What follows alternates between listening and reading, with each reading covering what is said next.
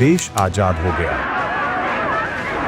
लेकिन आजादी के तुरंत बाद एक और लड़ाई शुरू हुई, सत्ता की लड़ाई। दिल्ली जश्न मना रही थी, लेकिन बिहार एक और संग्राम के लिए तैयार हो रहा था, नेतृत्व के सिंहासन की लड़ाई। यहाँ कोई लालटेन लेकर नहीं दौड़ा, न कोई हाथ का झंडा फहरा रहा था। यहाँ दौड़ थी कुर्सी तक पहुंचने की, और उस कुर्सी पर बैठा एक नाम, श्री कृष्ण सिंह, बिहार के पहले मुख्यमंत्री, जिन्हें लोग प्यार से कहते थे श्री बाबू। लेकिन क्या आप जानते हैं, कांग्रेस के अंदर भी ये तय नहीं था कि मुख्यमंत्री कौन बनेगा, क्योंकि एक और चेहरा था अनुग्रह नारायण सिंह का, जो स्वतंत्रता संग्राम के कद्दावर नेता, जो जनता के दिल के बेहद करीब थे। कहा जाता है दोनों के बीच जबरदस्त प्रतिस्पर्धा थी, लेकिन फिर कांग्रेस में हुआ एक साइलेंट कॉम्प्रोमाइज, और फिर श्री बाबू बने मुख्यमंत्री और अनुग्रह बाबू को बनाया गया उप मुख्यमंत्री। यानी आजादी के बाद सत्ता की पहली कहानी एक समझौते से शुरू हुआ।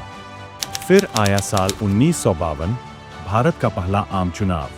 बिहार ने कांग्रेस को फिर बहुमत दिया, लेकिन अब विपक्ष भी धीरे धीरे उठने लगा था। कम्युनिस्ट, सोशलिस्ट, जनसंघ, जो अब तक सिर्फ फुसफुसाते थे, अब नारे लगाने लगे थे। लेकिन असली लड़ाई तो चल रही थी सामाजिक जमीन पर। बिहार अब बन चुका था जातीय समीकरणों की प्रयोगशाला, जहां नेता नहीं, जातीय सत्ता की धुरी बन रही थी। भूमिहीन दलित, पिछड़े वर्ग, ऊंची जातियों का प्रभुत्व, सत्ता इन्हीं संतुलनों पर टिकी थी। श्री बाबू ने शिक्षा, उद्योग, प्रशासन में सुधार की कोशिशें की, लेकिन समाज अंदर ही अंदर असमानता में सड़ रहा था।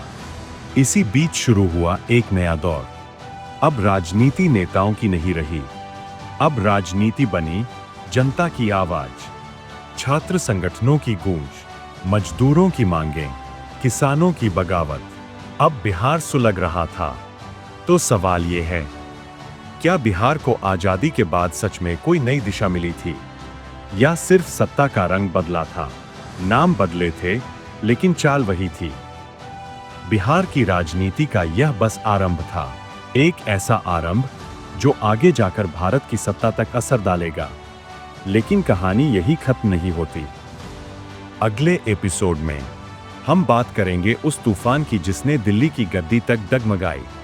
नाम था जेपी आंदोलन, और बिहार बन गया क्रांति की राजधानी।